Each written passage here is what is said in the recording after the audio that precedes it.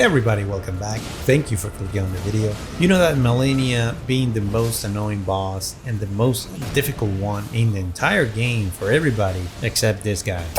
So I'll show you what a Malenia Dexterity build with Dual Hand of Malenia can do to endgame enemies and bosses. And it's pretty insane, the amount of combos you can hit with it and how to incorporate the weapon skill called Waterfowl Dance, destroying pretty much everything like Malenia destroys players. So let's jump right in. I am Malenia, Blade of Mikola.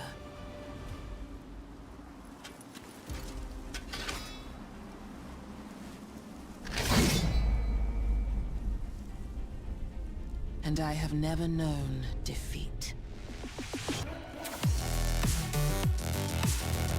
So the main focus of this build is the entire set of Malenia Blade of Mikola boss. Once you kill her for the first time, you can obtain her katana called Hand of Malenia in Round Table Hold, along with her armor and her incantation Scarlet Aeonia. In order to get all the items of this build, you need a second playthrough to get the second Hand of Malenia and one of the Talismans, depending which one you got first. But I will talk about that later and show you alternative while you complete the build. I will add in the comments a link for every item you need. So the Hand of Malenia has one of the biggest reach of all katanas in the game next to the Nagakiba, making it really dangerous and easier to hit enemies. You have a few options how to approach enemies and do the most combos possible using the left bumper for power stancing. You can start with a jump attack or with a running attack. After those initial combos, what you want is to get close to the enemy and use the weapon skill Waterfowl Dance that makes the character raise up in the air for half a second and start the flurries of flashes. You can extend this skill up to 3 times total to do massive damage at the end. To do this, you got to hit the skill button every mid animation, but be careful that while you are suspended in mid-air, you can get interrupted. So this skill has to be timed really well, and you gotta know the enemy's attack pattern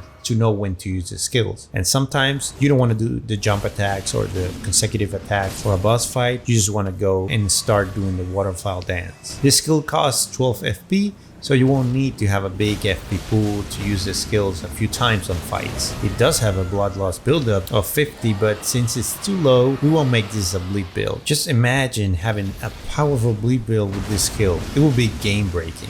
For challenging fights, you can buff with the combination of Flame, Grant Me Strength, and Golden Bow, along with the PHYSICK Flask that will further increase base damage, and the damage you do the more you land your hits. You can also use the Scarlet Aeonia incantation if you want to fully cosplay as Malenia to have enemies get Scarlet Rot, but I got my reservations about this incantation because it leaves you wide open to receive attacks for a few seconds after casting it, but it's up to you if you want to use it from time to time.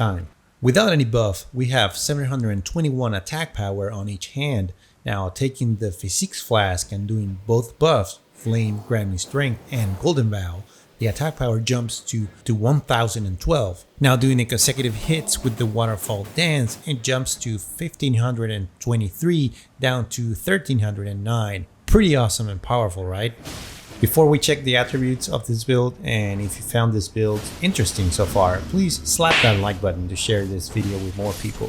I appreciate you guys. So if you're looking to make this build from the start, you need to select the class Samurai, Bandit, or Warrior, or even a Confessor. The main attributes you want to have are Dexterity, and a lot of it, Faith, Vigor, and Endurance. On my level 200 character, I got the points spread like this. Vigor at 60, you need a lot of HP because this build doesn't have heavy armor, so when receiving hits, you will reduce by a lot your HP. Mind at 24, sufficient to buff yourself and use the Waterfowl Dance on fights. Endurance at 30, Strength at 30, Dexterity at 84. The more the points, the more attack power you get on both hands, even past 80. It may look like a weird number, but with one of the Talismans on this build and a PHYSICK Flask tier, this number will reach 99, and that is the maximum number you can have on an attribute. I'll cover Talismans and the tiers in a few. Intelligence at 9, no points here. Faith at 35 if you want to use the Scarlet Aeonia incantation. Arcane at 7, no points here. Let's take a look what armaments you you need to make this powerful build. I already mentioned that the need of 2 Hand of Malenia katanas, also the entire Malenia set that looks really cool. It's one of the coolest armor sets in the entire game. You also need a finger seal to be able to cast the incantations that you're going to use. The talismans for this build are the Shard of Alexander,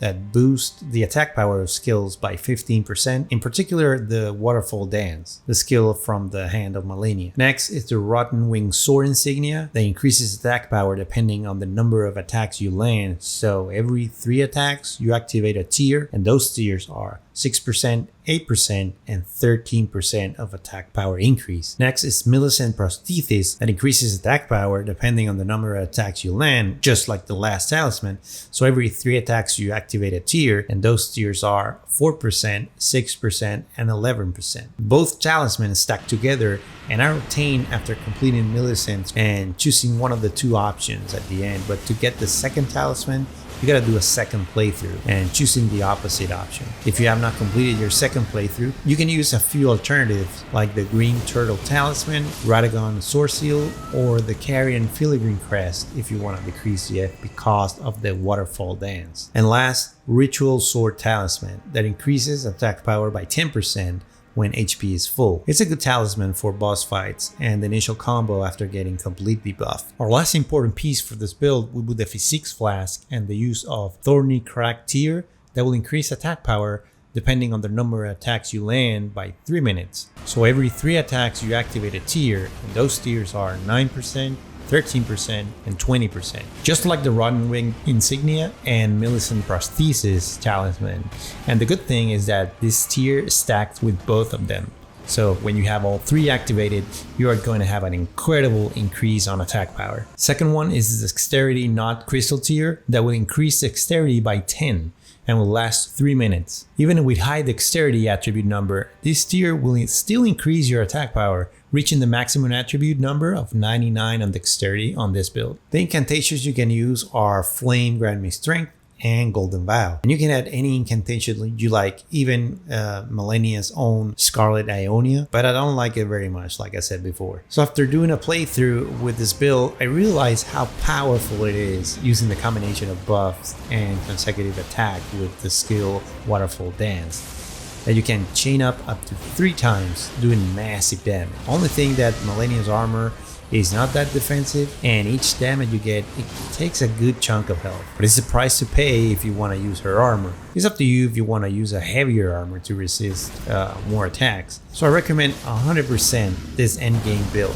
It is fun and give enemies a little taste of what you went through when dealing with Malenia's boss fight. And most important, that is powerful enough that enemies won't be hard to defeat. So guys, if you have found this build helpful, please slap that like button to help me out and have YouTube share this video with more people. Thank you so much for watching. And if you have any questions or tips that you want to share, do so in the comments below. As always, be safe and see you on the next one. Ciao!